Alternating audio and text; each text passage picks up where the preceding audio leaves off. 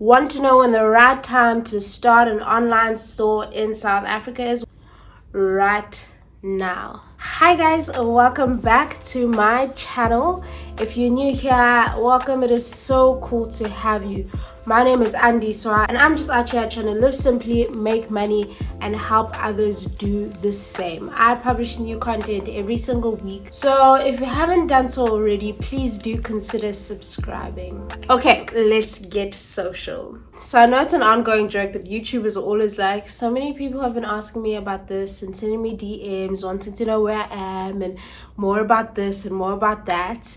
But for real, there's been quite a lot of interest around the video that I made on 5 things to consider before starting an online store in South Africa. Side note, if you haven't watched that video, you can find it right over there. All you have to do is click on the tiny little eye. So anyway, I've received a ton of messages and even emails from people wanting to know more about e-commerce in South Africa. So fear not, I have heard your cries. I know that with everything going on in the world, people are having to look for more digital solutions for their businesses. So I know that the time for e-commerce in South Africa is now. But I also know that when I started my own online store, Izulu, I struggled a lot because there are literally no resources on starting an online store or an e-commerce business in South Africa. And that meant that I had to just figure it out on my own. And that led to a lot of trial and error, a lot of troubleshooting, a lot of reaching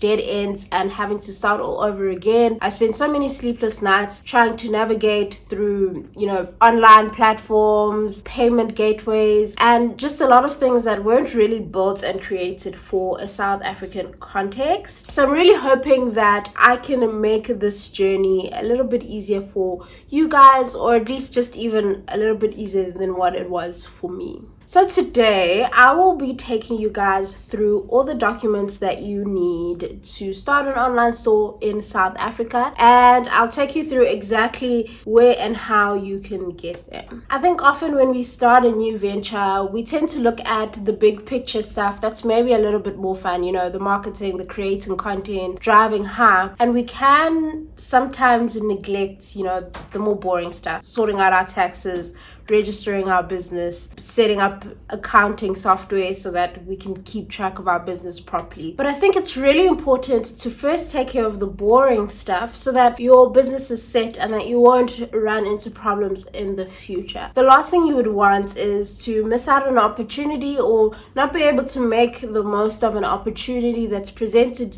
to you because you don't have the correct documentation or because you didn't do things that you needed to do in the beginning to set your business up properly.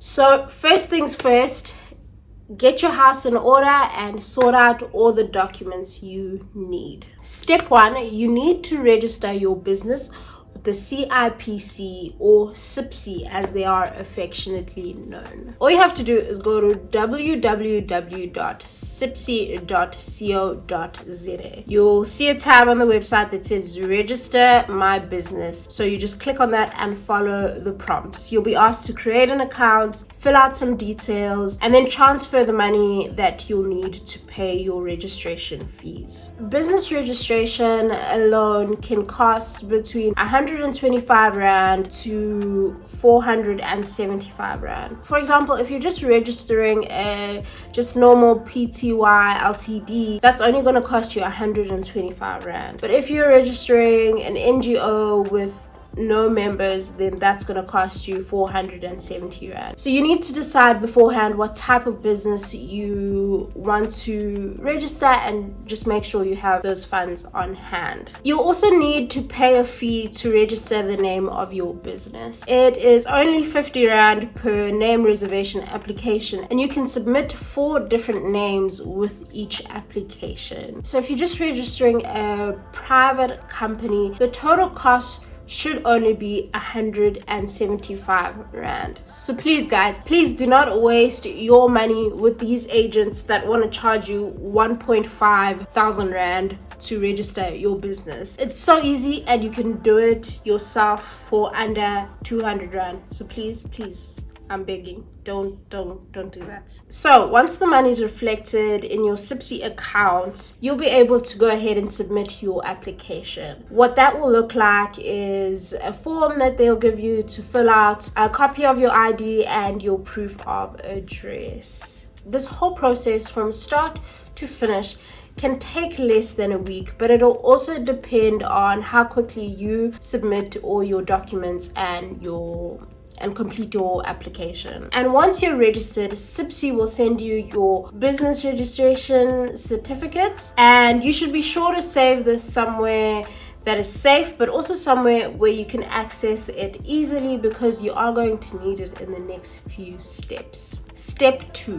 you need to get registered for tax. And unfortunately, you are going to need to go into the SARS branch to do this. You can't do it online. But the good news is, once you have your tax number, you will be able to register online for e-filing, and for the most part, you'll be able to handle all your tax related issues online without having to go into a branch. And of course, registering for tax is completely free, and you should also be able to get your tax number on that same day that you go into the branch. I would also suggest just spending some time on the SARS website and just reading up on the different tax obligations for different types of businesses. Like I said in the beginning, it's really important to stay on top of things and just stay in the know with everything that has to do with your business. Step 3, you need to get a business bank account. Now, it's important to note that to complete this step, you will have had to have completed the first 2 steps.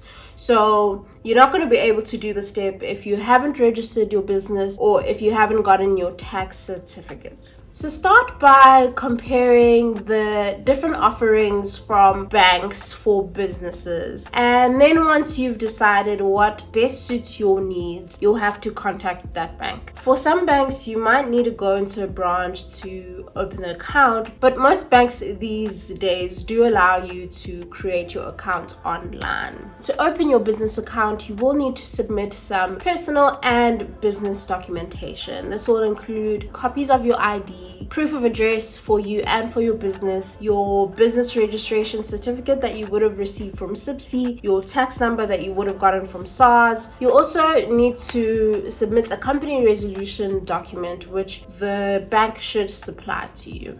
So I know that getting a business account might seem like something that you don't need to do. If you are starting out and don't have a lot of capital, it is an extra cost, but believe me, it is something important to do. I think firstly, it's just important to draw a line between your personal finances and your business finances. It'll just make things a lot simpler to sort out and navigate, and it'll also ensure that you're keeping the tax implications of your business separate from your personal taxes, and that's an important thing to do. But another big reason is that all payment gateways that you need for your online store require you to have a business bank account. If you're not sure what a payment gateway is, it's pretty much just a plugin that you use on your website, your online store, to allow your customers to pay online for their orders. It's pretty much just a system that gives customers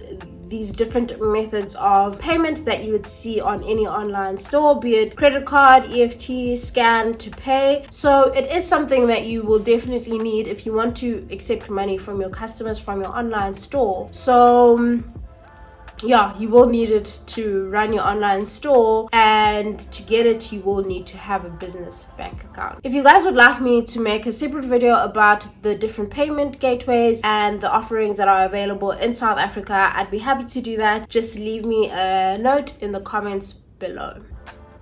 The final step is to get your permit to resell imported items.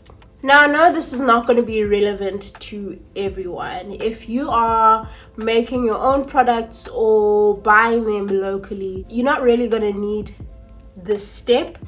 But if you are looking to go into drop shipping or into wholesale and are looking at international suppliers, then this is definitely going to be key in your business. So the first thing you need to do to get this permit is to go to SARS and register as an importer to get your importer's code. Once you have your importer's code, then you need to apply with the International Trade Administration Commission to get your importer's permit. Registering with SARS is easy. It'll pretty much be a similar process to you getting your tax certificate. You do have to go into a branch and you just let them know that you want to register as an importer, and they'll give you your code. You will have to take a copy of your ID, your proof of registration, your business registration docs, and your tax number. Next, you'll need to go to the ITAC website. Click on import control and then go to the application forms and find the application to register as an importer. Download the form, fill in all the information, submit all the documents they require, and then submit your application to the import and export department at ITAC. All the information you need is on that website, and you should receive your permit within